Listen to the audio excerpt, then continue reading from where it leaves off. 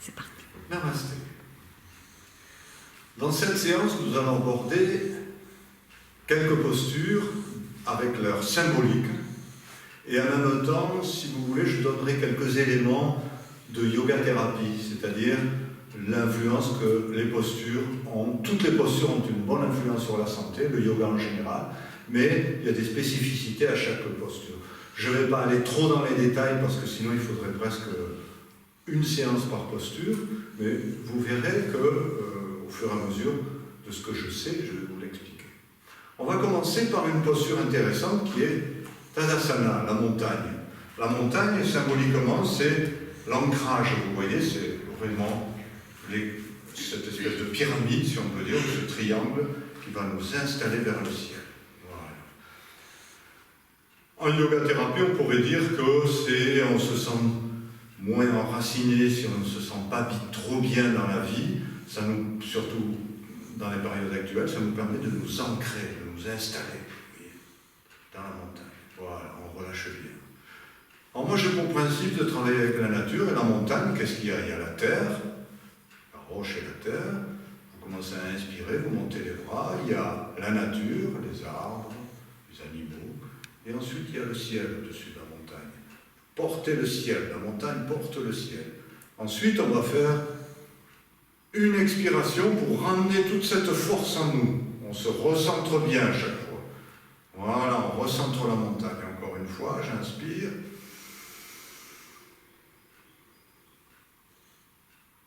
Et j'expire. Continuez doucement à expirer. Là, on va refaire une inspire. Et puis maintenant, on va faire une posture très intéressante qui est la déesse sur la montagne. Vous descendez comme ça, les jambes légèrement écartées. Vous ouvrez les mains, vous faites Shiva Mudra ici, de chaque côté, l'index.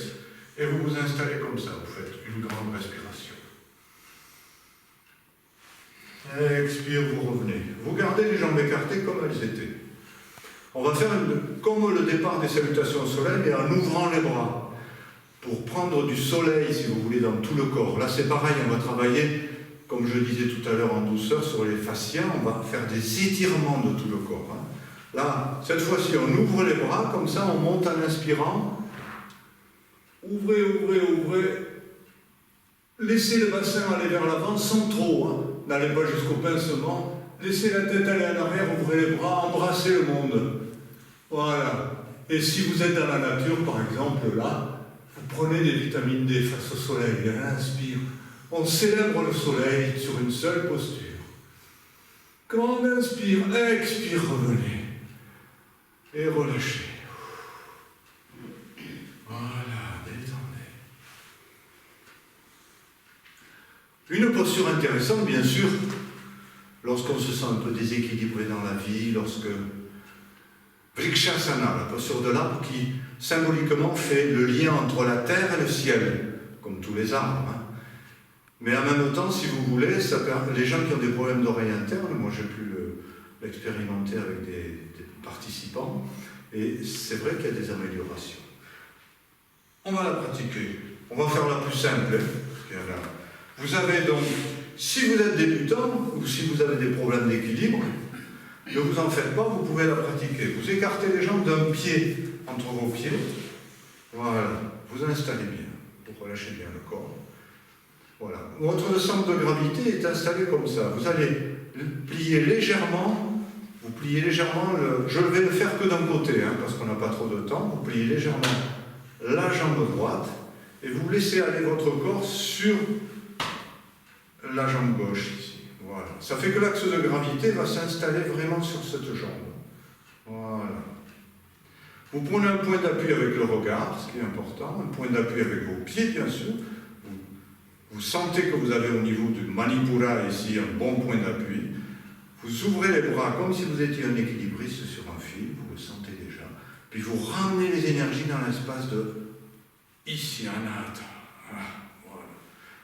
Vous soulevez légèrement le pied, vous amenez la voûte plantaire sur la malléole, voûte plantaire gauche, sur la malléole de votre pied, enfin sur votre cheville droite. Votre pied droit sur la cheville gauche, pardon. Voilà. et vous ouvrez, parce que c'est important d'ouvrir. Voilà. Doucement maintenant, vous allez monter et amener le pied au niveau du genou. Voilà. Bon, là c'est le matin. Voilà. Puis sur le tapis, vous voyez, c'est pas toujours évident. Si vous le sentez un peu, si vous sentez que vous pouvez aller plus loin, vous pouvez très bien ensuite attraper le pied, l'installer dans le creux de la cuisse et appuyer fortement. Voilà. Si vous pouvez aussi, vous pouvez, pour les autres, vous pouvez faire comme ça, comme si vous étiez en Padmasana. Vous voyez, c'est moins facile. En expliquant, on est moins concentré. Et voilà. Des fois, ça demande un peu d'attention. Voilà. Ça, c'est pour l'ancrage. Maintenant, on va pratiquer une posture qui donne de la force.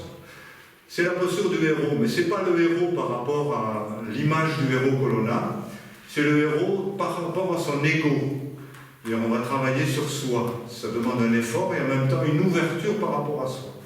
Donc on s'installe comme ça, on ouvre légèrement les jambes et on va avancer largement la jambe droite. Voilà. Et garder le bassin suffisamment large. C'est-à-dire que moi j'ai l'habitude de faire comme ça, mais sinon vous prenez le bord du tapis comme repère et vous vous installez.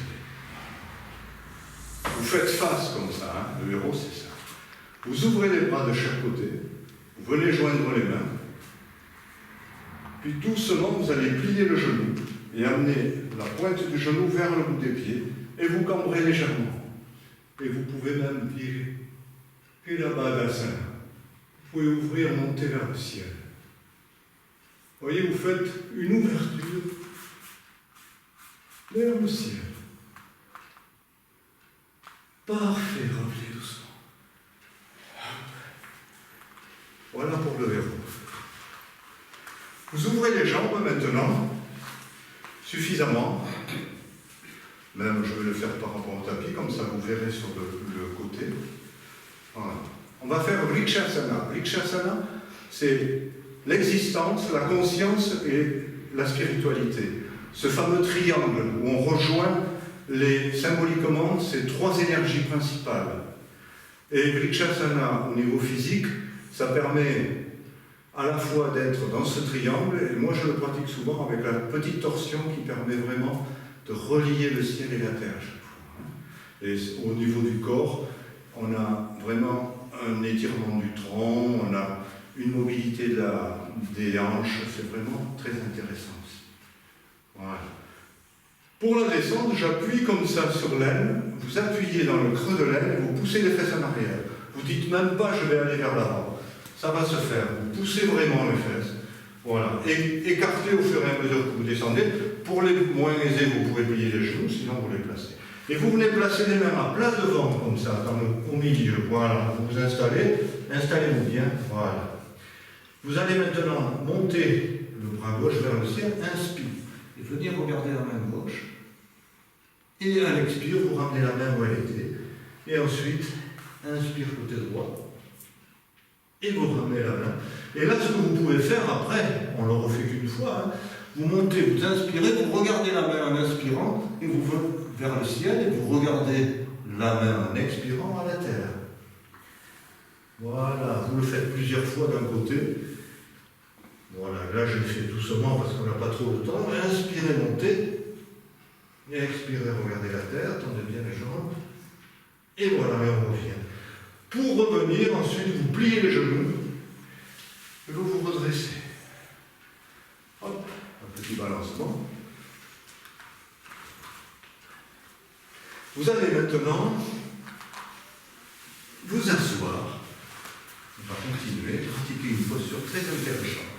Dans la symbolique, Matsyendrasana, on dit que Shiva était sur une île d'un grand lac, le lac éternel.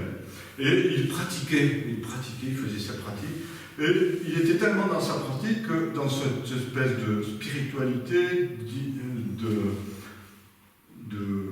comment dire, enfin il était tellement dans sa pratique, profondément dans sa pratique, qu'il ne voyait pas le monde, il n'entendait pas le monde. Et là, pour une fois, c'est un poisson qui lui a parlé. Est-ce qu'il a entendu le cri du poisson? Personne n'a jamais entendu, peut-être un dauphin.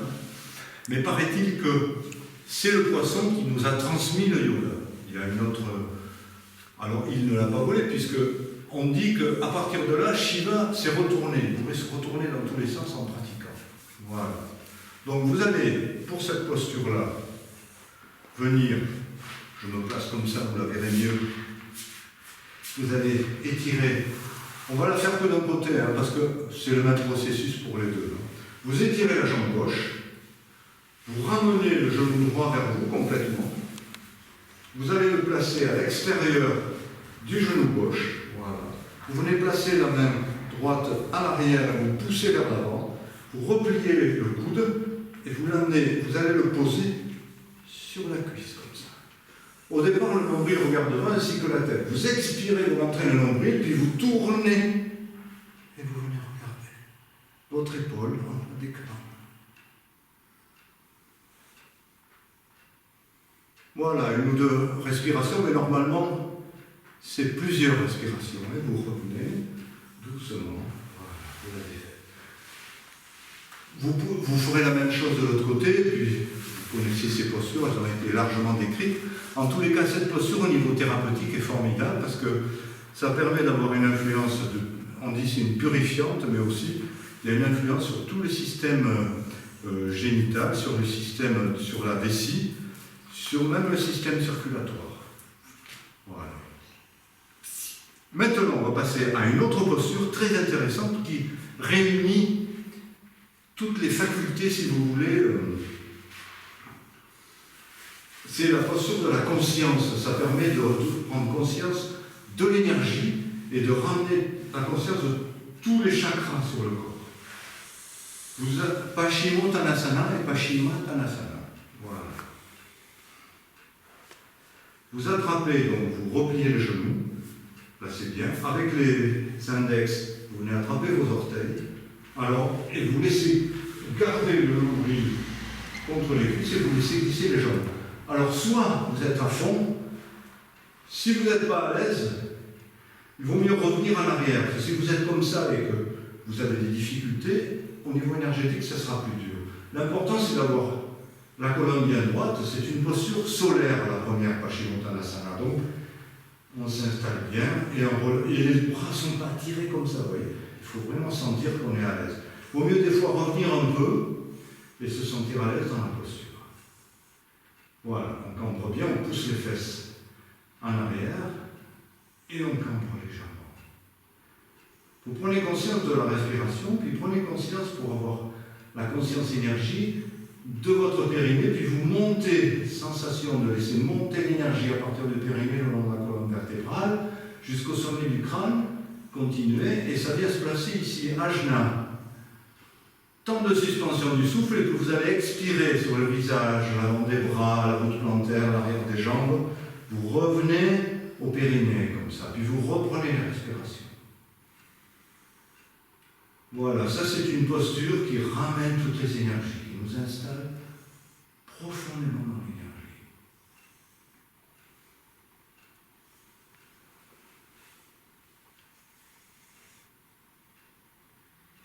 Voilà. Vous revenez ensuite sur Paschimottanasana, posture, vous voyez, ça c'est une posture qui remplit, qui vraiment nous remplit. Paschimottanasana, c'est, vous revenez légèrement en arrière, posture lunaire, c'est une posture d'intériorité. À la fois contre-posture de Paschimottanasana, c'est-à-dire que là, vous allez respirer dans votre dos, dans la partie intercostale. C'est très bon pour les poumons, et en même temps, si vous voulez, vous êtes un peu comme dans Kurmasana, une autre posture, où vous êtes dans l'intériorité. Voilà. Comme si vous vous retranchiez du monde, mais pas pour vous retrancher, simplement pour vous retrouver une profonde intériorité. Voilà, super. Maintenant, la dernière posture, très intéressante, c'est la posture finale qui est l'émanation de toutes les postures, qui est vraiment formidable parce qu'on inverse tout. Viparita Kananyutra. Je vous la fais simplement parce qu'on n'a plus trop de temps. Voilà. Vous vous mettez sur le dos et vous ramenez les genoux vers vous. Doucement. Voilà. Puis doucement, vous allez prendre un peu d'élan, placer les mains de chaque côté du corps, monter vers le ciel, venez placer les mains dans les reins ici, tendez les jambes. Voilà. On dit que cette posture, symboliquement, rend éternelle. C'est-à-dire qu'on a inversé les énergies que l'on perd, et là on ne perd plus d'énergie. Il faudrait pouvoir rester comme ça pour être éternel.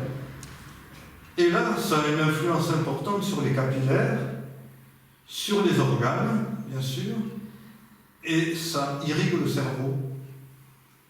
Et c'est très bon aussi pour tous les systèmes endocriniens. Voilà. Vous pouvez aussi vous mettre sur les épaules, vous tendez un peu plus, et vous revenez doucement. Voilà, ramenez les genoux vers le front, placez les mains, revenez doucement, déroulez. Prenez le temps de revenir parce que on a inversé tout le système circulatoire. C'est très bon, cette posture est formidable. Pour tous les systèmes circulatoires, le cœur et tout le système endocrinien. Voilà. Vous venez vous asseoir et je vous conseille Savasana après. Voilà les postures, quelques postures, même toutes celles décrites par vos autres professeurs. C'était pour aller un peu plus loin dans les postures et donc tout ce qu'elles peuvent nous apporter. Bonne pratique. Merci à vous.